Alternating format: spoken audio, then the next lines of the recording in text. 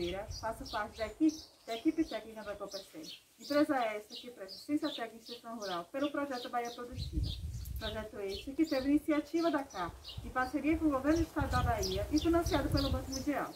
Estou aqui no povoado Ovo da Ema, no município de Araci, Bahia, no caprio do sítio do Cristo, do proprietário senhor Ricardo. Estou aqui acompanhado do técnico do MOC, Francisco Oliveira, onde ele vai falar sobre o manejo sanitário no caprio leiteiro. Olá, como a colega Bárbara já mencionou aí meu nome, Francisco Carvalho ou Francisco Oliveira, tanto faz. Estamos aqui na propriedade, como ela já mencionou também, do agricultor familiar Ricardo Oliveira. E estamos aqui com o objetivo de poder a gente disseminar, a gente trocar algumas experiências com o próprio agricultor familiar com relação aos 3 principais manejos da caprinocultura de leite, né? O manejo sanitário, o manejo alimentar e o manejo reprodutivo. Estamos aqui mediante na UPF, na Unidade Produtiva Familiar do mesmo, nesse sentido de a gente poder tá falando um pouco do planejamento, primeiro dimensionar um planejamento da propriedade. Antes de tudo, antes de toda essa estrutura aqui, de aprisco, né? Suspenso, da parte de alimentação, devemos ter um planejamento da propriedade para que ele se encontre, se situalize, se é viável ou não essa cadeia produtiva para a família. Bom, como nós tínhamos falado em relação ao planejamento da propriedade, antes de tudo temos que planejar onde ele está, localização, fazer dimensionamento da área da propriedade em termos de plantio de palma, de pastagem, aguadas, né? Para que ele chegue até dimensionar a parte da estrutura, que é o aprisco. E agora falando do manejo sanitário, o que é o manejo sanitário na verdade? Né? O manejo sanitário é a gente dimensionar, fazer observação de tudo aquilo que compõe a parte de saúde animal, né? E para se ter a parte de saúde animal, é necessário a gente fazer algumas observações, né? Higienização, a exemplo, o primeiro passo, higienização do aprisco, né? O que é, na verdade? Tá fazendo a limpeza, né, do aprisco, a retirada dos estercos, né, dos animais, para que não ocorra a proliferação de verminose aos mesmos, né, às mesmas. Quanto à questão de chegada próximos de outros animais, nesse sentido de ter que colocar na quarentena, né?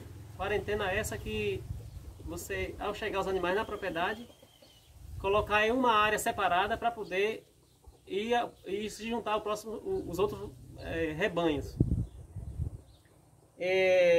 Medidas especiais de controle de doenças, no caso de verminose, a eimeriose, que pega muita parte de cabritas e cabritos, né? E aí é recomendado ele fazer a higienização de 2 em 2 dias ou 3 em 3 dias, ou até mesmo no máximo de 8 em 8, né? Para poder estar ficando limpo todo o aprisco.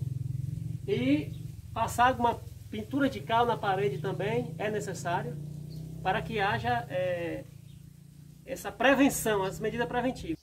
Bom, podemos observar aqui como é uma estrutura de caprinos de leite, né? Nós temos aqui um aprisco suspenso, com o objetivo de, aos animais dormirem aqui, os dejetos, as fezes caírem por baixo, né, do aprisco aqui, facilitando assim o manejo de retirada dessas fezes, nesse sentido. Esses animais do agricultor aqui de forma semi-intensiva, ou seja, uma parte é pasto, uma outra parte é colocada a alimentação aqui no aprisco. A caprinocultura, ela é submetida muito fácil a questão das doenças, né? No entanto, é necessário que o agricultor faça acompanhamento, ou seja, a prevenção antes, para que não ocorra grandes danos depois, né?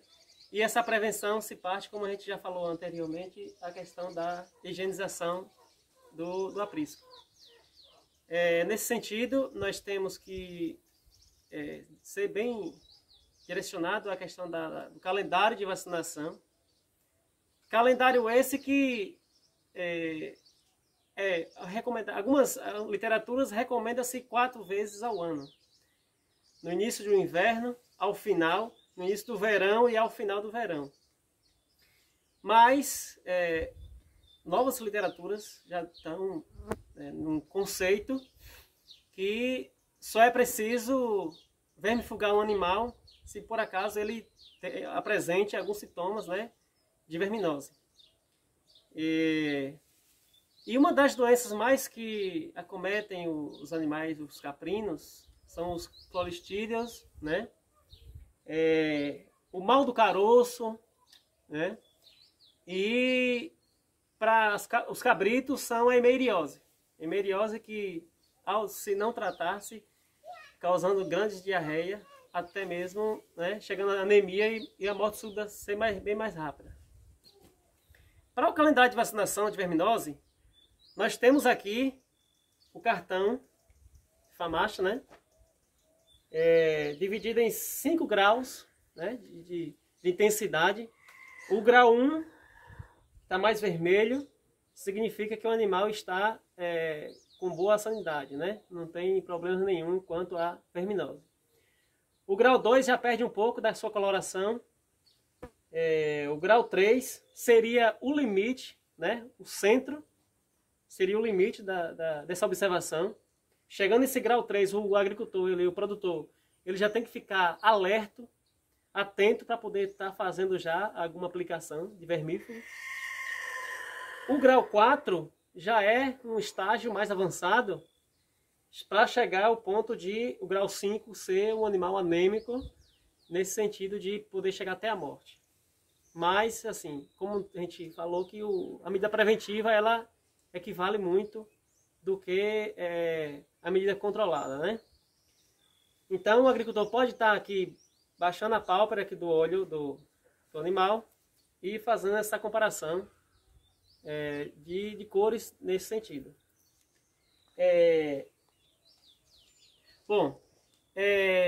Agora, colocando em prática sobre o cartão FAMACHA aqui, nós vamos fazer uma observação aqui numa cabrita que tem em média de uns 2, 3 meses de idade, da raça Sanner, né? Que ao a gente perceber as pálpebras dela, a gente pode fazer alguma comparação se ela está em um grau inicial, ou médio, ou está já avançado, certo? Bom, estamos aqui com um exemplo, né, de uma verificação através do cartão FAMACHA, e um exemplo com essa cabrita, que ao a gente apertar aqui a pálpebra e fazer uma comparação, né, da coloração desse animal, a gente percebe que ela está em um grau de intermediário, ou seja, no terceiro estágio ao 4º estágio, né? A mesma se encontra com diarreia, possivelmente poderá estar acometida aqui com a hemeiriose, que está acarretando a diarreia dela, e aí ela perdendo força no sentido de ficar em pé, né?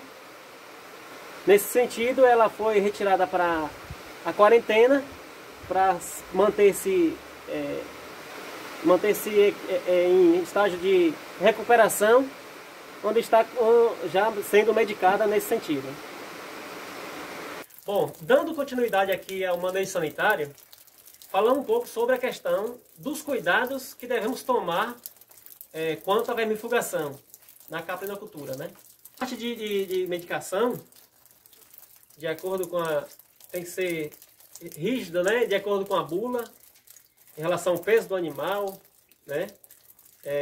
O estágio que o animal se encontra, para que se saber a dosagem. E no sentido de, se o animal estiver em reprodução, é aconselhável que seja dentre dos 30 a 45 dias antes do parto, para que esse animal seja vermifugado, para não ocorrer aborto na mesma, né? As agulhas que são colocadas para poder vermifugação, permissão de até 10 matrizes, né? Ou seja, deixando uma na tampinha do frasco, né, do medicamento, e uma outra lá na agulha, permitindo assim até 10 aplicações. Bom, dando sequência aqui ao manejo sanitário, na prevenção e controle das doenças, existem 2 meios, que é o sistema homeopático, né, que é mais para uma medida preventiva, e as medicações de uso veterinário, né, que é mais no sentido da medida de controle de doenças, né. Aqui nós temos o Mercepton, né, que serve como antitóxico, o Tribicem, como corta diarreia nos animais. Aqui nós temos alguns vermífugos, né?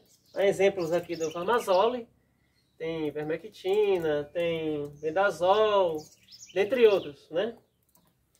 Aqui nós temos o Rubralan, que é uma vitamina, né? Um animal que está um pouco com deficiência. Ao ser medicado primeiro, corrigido o problema, se toma uma medicação como vitamina para poder estar se recuperando ao máximo. Na questão aqui ao nascer o cabrito, recomenda-se passar 3 dedos na barriga do cabrito e vir com a tesoura higienizada e cortar. E imergir a ponta a ponta do umbigo dentro desse iodo, né, para que possa controlar a questão de pegar bichos, né, como é ditado aqui. Bom, dando continuidade aqui, na questão do corte do umbigo do cabrito ou da cabrita, né, para que ele, ao andar pela pastagem, não enganche no mato e puxe, né, o cordão umbilical, é usado também esse aerocídio, né, que serve como larvicida, bernicida, cicatrizantes, repelentes, um antissético. Nesse sentido aqui, existe o homeopático, como eu falei anteriormente, que é o iodo feito, né, aqui na propriedade, que ele pode fazer aqui na propriedade, por sinal mais barato, né, é uma medida preventiva, já aqui é uma medida mais controlável, né, do problema, já é um caso mais avançado isso aqui. Já para se prevenir, ele poderá fazer esse iodo aqui na propriedade. Ele vai adquirir um álcool, né, 1 litro de álcool, retira um pouco do litro do álcool dentro do vaso e vai conseguir vários tipos de cascas, né, que temos aí na caatinga, que são cicatrizantes, né? Cascas vermelhas, exemplo, jerema, aroeira, pau-ferro, canção favela, umburana, e vai imergir dentro desse álcool, né? E vai fazer o álcool dentro da propriedade. E aí ele vai reduzir, ele vai ter essa medida preventiva, reduzindo custos, né? Ao invés de ele estar passando da medida preventiva e fazer a medida controlada através de um antisséptico desse aqui, né? Bom, nessa linha de raciocínio em questão da homeopatia, existe um animal, ele tem a necessidade de se ter o sal, né? O sal mineral, o sal orgânico, né? Para que chegue a saúde, né, do animal. No entanto, falando-se de homeopatia, nós temos aí as plantas da caatinga, né? Como citei antes, para fazer esse iodo. Para cada quilo de sal de cozinha, o agricultor pode se adicionar 25 colheres de casca de ovos, 25 colheres de aroeira, do farelo de aroeira, do farelo da jerema, do farelo da umburana, 5 cabeças de alho, pode-se adicionar também 5 limões por dentro fazendo uma composição aí homeopática para que esse animal possa estar lambendo esse sal. Só lembrando que não pode deixar exposto ao céu aberto, né? Porque pode vir chuva e aí esse sal vai criar bolos, né? E esse animal, ao ingerir, esses bolos vão estar cometendo problemas internos, né? Isso significa que reduz custos. Muitas vezes o agricultor fala, o animal não quer lamber esse sal, não sei o que, mas assim, tudo é uma questão de adaptação. Quando o animal ele se adapta a certo ambiente, certo tipo de sal, ele vai estar, passando do tempo, ele vai estar ingerindo, ele vai estar lambendo esse sal. Passando aqui para falar um pouco da questão do mal do caroço, é um problema que ainda é um pouco desconhecido no meio, né, da caprinocultura, mas que ao aparecer o caroço no animal, né, que é um pouco parecido com o caroço onde aplica a vacina, né, mas que é um pouco diferente. Com o passar do tempo se torna um pouco diferente, porque primeiro o momento que você percebe é que caem os cabelos, né? E ao cair os cabelos vai ficar só o caroço ali para poder o agricultor fazer o sarjamento, uma coisa muito fácil, não é difícil. Sarjamento, o agricultor, como é uma doença que é transmissível para o homem, né, para o ser humano, e aí o agricultor tende a ter que vestir as mãos, né, com a sacolinha ou a própria luva, usando máscara, para poder ocorrer esse sarjamento. Sarjamento esse que é na vertical, de cima para baixo. E colocar esse produto, esse material que está no caroço, dentro de uma sacolinha, para poder estar aterrando após essa retirada. Ao retirar essa massa que estava dentro do caroço lá, é recomendável que se pegue o iodo, né? O iodo esse homeopático que eu estou citando aqui agora, em questões de custos, que é bem mais baixo. E aí faz toda a limpeza interna, por dentro, né? Interna desse caroço. E todos os dias faz essa aplicação desse iodo para poder estar cicatrizando o mais rápido possível, né?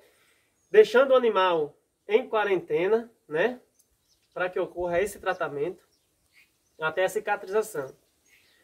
Uma vez que ocorreu esse tratamento, não surgiu mais, significa que o animal está 100% sadio. Uma vez que, passado o tempo, surgiu novamente, aí é recomendável que o agricultor venda este animal.